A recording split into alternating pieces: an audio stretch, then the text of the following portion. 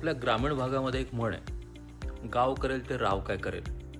सहकार्याची हीच ताकद आहे. या सर्वाचं संदर्भ म्हणजे आपल्याकडे सध्या दिल्लीत सहकारातून समृद्धीकडे ही संकल्पना दर्शवणारी एक सहकारितेचा नवोदय अशी 2 दिवसांची परिषद सुरू आहे.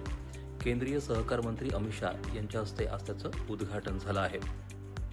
एक गंमत माहिती आहे का, या सहकाराची सुरुवात आपल्या महाराष्ट्रातून झाली आहे. स्वातंत्र्यपूर्व काळात साधारणपणे 1900ची सुरुवात होती. सावकारांच्या पाशातून सुटण्यासाठी काही शेतकरी एकत्र आले.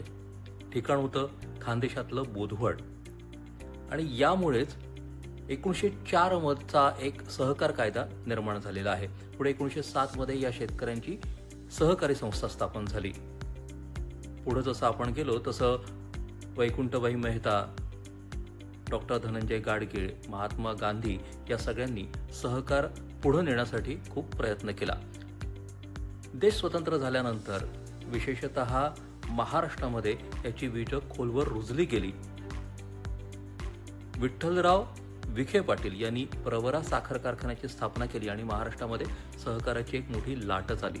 यामध्ये राजाराम बापू पाटील असतील, यशवंतराव चव्हाण असतील, वसंतदादा पाटील असतील, भाऊसाहेब हिरे असतील, अशी खूप मोठी दिग्गज नावं आपल्या पुढं सतत येत राहतात आणि यातून महाराष्ट्र आणि देश या दोघांमध्ये सहकाराची बीजं खूप मोठ्या प्रमाणावरती रुजलेली दिसतात.